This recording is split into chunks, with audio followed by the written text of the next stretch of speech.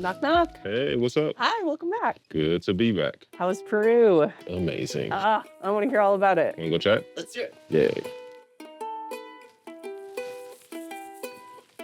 Oh gosh, so much stuff, so much good stuff to chat about. I am here in Peru, excited, super excited. And then from Lima, I had to fly to Chiclayo. And is that just like a small town? Small regional airport. Okay. And then from that small regional airport, we had to drive about 8 or 9 hours to the small city. 8 or 9 hours up a mountain. 8 or 9 hours up a mountain Yeah. to finally get to San Ignacio. 7,000 feet above sea level. How cool is that? You're literally in a mountain, in the clouds. It was worth it. Yeah. Because, again, the views are beautiful, and we met some amazing people, or I met some amazing people there. Yeah. And so then kind of after you all got settled, you were able to go visit some coffee farms? Yeah, right away. So it was like, go put your bags down, and then let's go get to it. Yeah. Get going, go down. Yeah. And a lot of different coffee farms, right? Okay. You had some that were focusing on, I'll call it traditional growing methods and harvesting methods. Others that were more focused on like shade grown and drought resistant coffee. And that came out of them experiencing a drought. And what I did learn was that San Ignacio, their entire economy pretty much is dependent upon coffee, 95%. Everyone that lives there works in coffee in some One way, whether you're harvesting, you're educating, you are importing, exporting, you're somehow touching coffee, Yeah. right? And so, again, like 95% of the folks, to some degree, were working within that industry, and That makes the drought pretty scary. made it very scary, Yeah. right? And so they had to, out of desperation comes innovation, right? And so they had their drought-resistant coffee, and it didn't taste any different, right? It still had the same fruitiness, the same robust flavor than as just regularly grown coffee, which I thought was really cool. Just visited this coffee nursery. The cool thing about these coffee plants is that they don't need water to grow. These are all shade-grown coffee, and they are sin agua, or without agua. Like, this coffee is very resistant to the dry season, and it has a very unique and satisfying taste. It's ethical, it is sourced with care, and while it may not be grown in huge batches, the intentionality behind it is second to none. Puts more emphasis on like why we gotta care about the climate. Yeah, it's scary to think about them having a bad year Exactly. and what that could impact Right. for so many people, and then all the way here in Iowa, like for us. Exactly. And they export coffee everywhere. Yeah. When we first got there, they were loading up a truck of coffee to go to China.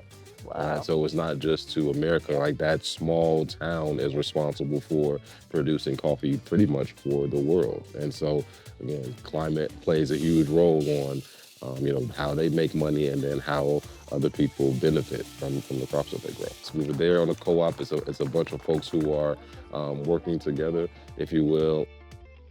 What are they excited about down there? What are people worried about? They're worried about climate, Yeah. right? Because it impacts how they make a living. They were worried about the quality of their product and how what they produce, how it's perceived by other folks, right? So there was a lot of conversation between, like, how does this taste based on compared to what you drink at home? Okay. They took a lot of pride in the scoring of their Producing a coffee. highly scored coffee. Exactly, right. It's a very manual process. So, it's a lot different from something being on an assembly line, if you will, versus someone really getting in and producing this with their hands. And like I said, they took a lot of pride in knowing that their coffee, again, not only was fueling the world, but people enjoyed what they were drinking. So I thought that was pretty cool. Conectar y Chito va a dar la parte de arranque. Mira cómo quedó. Aquí. Allá en el corteo. Dale.